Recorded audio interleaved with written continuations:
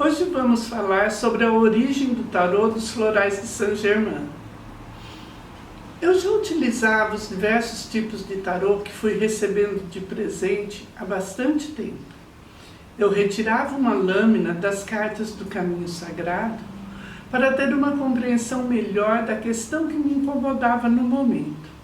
E sucessivamente retirava uma das cartas xamânicas, uma das cartas do tarô dos cristais e uma do jogo de fotos dos florais de Saint-Germain, para conhecer com quais energias de cada um dos reinos da natureza eu deveria trabalhar para buscar uma solução. Como eu disse no episódio anterior, o formato do jogo de fotos me incomodava, porque tinha informações em ambos os lados da carta. No ano de 2015, foi oferecido o segundo curso de Practitioner dos florais de Saint-Germain. Por circunstâncias diversas, o curso não pôde ser conduzido pela Neide Margonari, sintonizadora do sistema.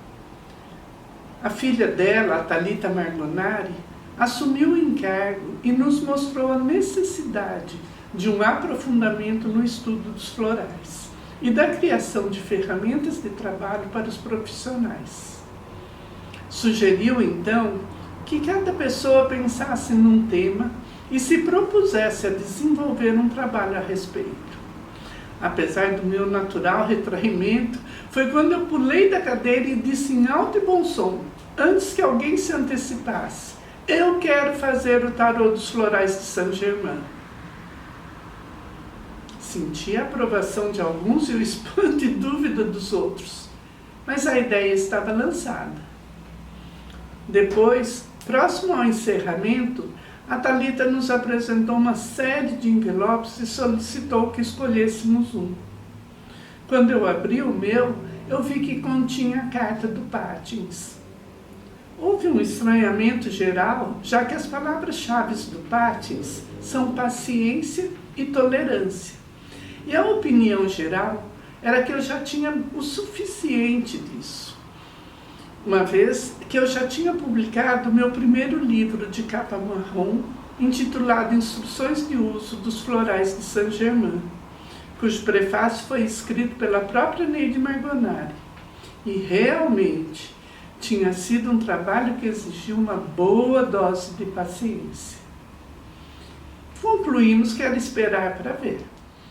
Voltando para casa, a minha cabeça fervilhava. Como a figura das cartas deve ter uma simbologia, além do nome e das palavras-chave do floral, eu naturalmente queria incluir os raios divinos que atuavam no floral, ou pelo menos o raio divino principal. Como a Neide havia associado os raios divinos aos chakras, imaginei logo a carta com o desenho do chakra na cor do raio e continuei a pensar e pensar. Vocês se lembram que quando me apresentei disse que meu desenho humano mostra pressão para pensar e para fazer? Eu não sabia disso na época, mas eu já sentia muita pressão. Eu cursava psicologia e como tinha um semestre de folga, porque havia sido dispensado de várias disciplinas em função dos cursos anteriores, eu resolvi cursar um semestre na Espanha, já que a minha faculdade tinha convênio com as faculdades de lá. Acabei escolhendo a Universidade Católica de Múrcia, onde cursei diversas disciplinas que não eram oferecidas no meu curso aqui no Brasil. Eu embarquei no início de 2016, levando na bagagem o Pátins, já que tinha decidido experimentar os seus efeitos e verificar por que eu o havia escolhido, ou vice-versa. Levei também o emergencial para qualquer eventualidade. Um dia, voltando da faculdade, eu parei no supermercado e ao entrar eu fui surpreendida por sentir um cheiro de água podre, que inicialmente eu associei a um local com peixes. Só que a peixaria do supermercado ficava muito longe de onde eu me encontrava e eu nunca havia sentido esse cheiro antes. Tendo sido sempre condicionado pela mente, ao me dispor a elaborar o tarô, sem saber, eu estava começando a prestar atenção à minha intuição. Também não sabia que, pelo meu desenho humano, minha intuição está bastante ligada ao sentido do olfato. Só quando já estava em casa, uma palavra me veio à mente: estagnação. E esse foi o tema da primeira carta do tarô. O processo havia se iniciado. Mal sabia eu que esse processo demoraria 4 anos, e foi o Patins quem me apoiou.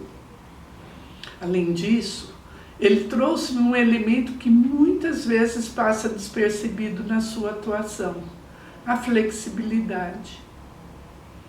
Eu terminei o semestre com cerca de 50% das cartas do tarô já definidas. E então o processo parou. Voltei ao Brasil e nada mudou. Eu não consegui entender o que estava acontecendo. Senti que deveria, e em janeiro de 2017 voltei a Múrcia para um mês de estadia no mesmo local. Eu senti um frio inexplicável, e mesmo com aquecedor central de ambiente, mais um portátil, mais 3 cobertores e todas as roupas de frio que eu havia levado, nada me aquecia. Uma dúvida começou a me assaltar. Se eu admitia que a numerologia do meu nome me trazia uma série de informações sobre eu mesmo, será que a numerologia dos florais de Saint-Germain também traria informações sobre a atuação do floral? Essa foi a origem do livro de capa verde, Numerologia dos Florais de Saint-Germain, e motivou a inclusão desses dados nas cartas do tarô, já que eu concluí que sim, que existiam outras informações além daquelas elencadas pela Neide Margonari. Nessas alturas, eu já estava intuindo os temas das outras cartas e, inclusive, a numeração que deveriam receber e qual floral associar. Comecei então a sintonizar os textos que deveriam ser associados às cartas. Eu percebi que estava utilizando também os conceitos do Jinshin Jutsu, uma das práticas que utilizo e que é toda inclusiva. Acabei percebendo também que mais um livro estava a caminho. E assim surgiu o livro de capa laranja, Numerologia, integrando conceitos de diferentes terapias. Depois veio um outro, do projeto DAR, D de desapegar, A de agradecer, R de receber, apoiado no Sanatana Sai Sanjeev. Este livro não foi publicado, fiz apenas os vídeos. 3 livros em menos de um mês. Eu não podia acreditar, mas nada do tarô.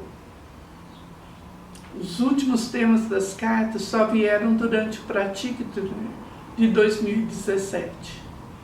Creio que precisava da energia da água presente nas fontes de São Pedro, em São Paulo, e também da chuva que caiu. Só então as cartas começaram a ser desenhadas, mas isso é outra história que veremos quando falarmos de cada elemento das cartas.